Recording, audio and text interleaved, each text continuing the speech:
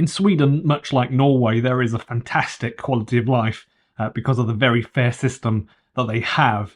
The state generally aims to look after its people, mostly. And there was a similar situation to this one, which I'll get into in a minute, when I lived in Norway and there was an American company that hated paying Norwegian local salaries. So they are far higher than is usual in a lot of other Western countries. In Sweden, dock workers are threatening to block Tesla deliveries at 4 of the major ports into Sweden. Malmö is one of them, Gothenburg is another one, and I think it's Trelleborg and is it Södertälje?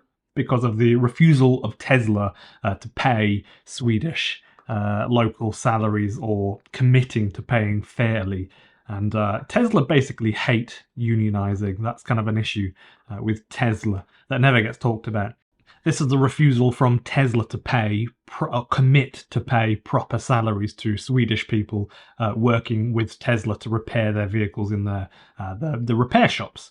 So I'll get into this in a minute, but for those of you that don't know me, I'm Ben Alexander, and I make EV news videos just about every day, almost occasionally. Recently I've been missing a day or so here and there. I'm based in Brisbane, but the decision to move back to Europe has been made up now, so I miss Europe a lot, and I've never travelled as little as this since living in Australia. So it's just I live in Brisbane and I generally don't travel out of Brisbane, and I love to travel, so to different countries, that is, and it's a lot easier in Europe to do that. It's a lot cheaper, a lot closer. So yeah, I'll enjoy my e-bike as long as I'm here and keep you all in the loop. But generally, I use my bike as a default transport here, and then the car is kind of like, if I have to drive the car, I will. I'm not sure if it's reasonable to ship it across the world. I got a couple of quotes to ship a bike to Europe, and it's like $1,200 Australian dollars. It's really expensive, but it's a really well-made bike, and I really like it. So I'm not really sure. If anyone's got any tips on how I can cheaply send my bike across to Europe, that'd be great. It's got good build quality. I can ride it hundreds of kilometers and nothing fails on it anymore.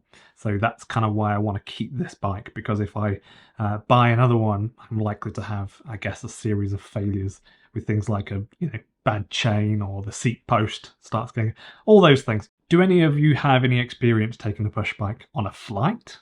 Have you got any ideas? I've never taken anything other than a suitcase on a flight, so I have no idea. But you do see programs on TV where people are like taking skis and golf clubs and stuff. So if you've got any tips, let me know. I'd love to keep my bike with me. I'll probably give away as well the battery to one of the subscribers. So let me know in the comments if you are interested in a free 1.2 kilowatt hour battery for an e-bike. The Swedish Transport Workers Union, a really great group of people, and 57,000 members, supports metal workers at Tesla's 7 Swedish repair shops on strike. And they've been on strike since 27th of October. So 90% of Swedish employees are covered by collective agreements through unions, which Tesla have refused to sign, affecting pay and benefits for their workers. So there's no reason at all, other than a blatant disregard for their employees, to not sign this. And that's really, really sad. So the point of this document is to publicly avow that, yes, we care and we will commit to paying you correctly. This sort of thing in Scandinavia is incredibly important, and it might be fine in the US or maybe even the UK, but it is considered hugely insulting in Sweden not to sign this and to have just a blatant disregard. This is not okay. In Sweden, there are high unionization rates for most workers, that they get to enjoy standardized benefits, and that's through a lot of hard work through the unions. So the collective bargaining system contributes to a fair, equitable labour market. Even the former Prime Minister, Stefan, I think it's Löfven, aligning with union sentiments, calls for a boycott of Tesla until an agreement is reached. So you can't be selling Teslas in Sweden and just, shafting the staff that repair them. That's not all right. You've got to show some respect, So if you're going to sell your stuff in Sweden, respect Sweden first. I think that's just common sense. Elon Musk is against unionizing, and that affects Tesla's 127,000 employees worldwide. He may be a good business person and be able to make half-decent cars, but this doesn't mean that he's always correct. That is for sure. So, for example, he doesn't think that people should be able to work from home. And he went as far as to say that it's incredibly stupid. It's just really a weird thing to say, in my opinion, especially in 2023.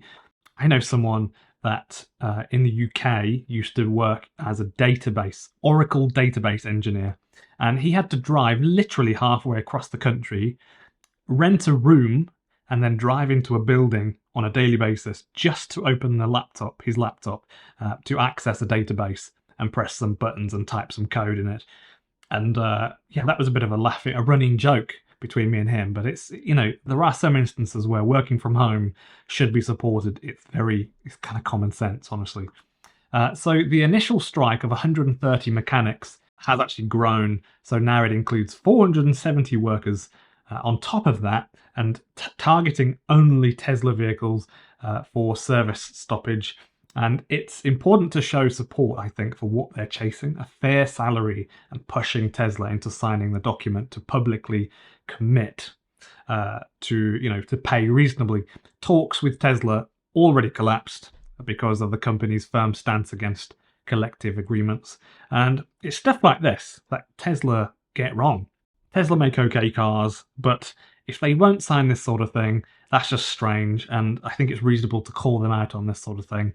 The Swedish labour market emphasises cooperation between unions and employers, defending workers' rights so that everyone gets paid properly and everyone can feel stress-free and go home to a home that they've managed to buy. And this is an important part of Scandinavian life.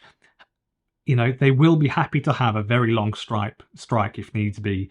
So since the last major strike in 2010, that ended up with very large amounts of money being paid to apologise. So I suspect that this is a situation that actually Tesla might possibly cave in on. Collectively, as a large group, we can change things for the better just by sticking together, which is not necessarily what big organisations and some very big companies and organizations want us to do, but we can. So regarding Tesla's business and ethics, despite making profits and bringing reasonably affordable EVs to the market, Tesla very often over the last 10 years has been criticized for not providing a satisfactory quality of life for its workers. Just disrespecting them, not paying them fairly, sacking people very quickly and unlawfully. This is just typical US business practices at play here, and this is not what we're used to really seeing in Europe. The UAW points out that increased car prices have benefited shareholders, but not the workers who actually build the vehicles. And I think that's an important point. The people that make the vehicles should be benefiting somewhat. They should be quite happy with their day at work and getting paid properly for it. Is there potential for change? I think it's uncertain whether Tesla will actually adopt a similar stance to other automakers and agree to union demands, even in just the one country rather than en masse. But I think it is possible, theoretically. This is the thing that we can do. We can unionize, stick together, and actually change things slightly.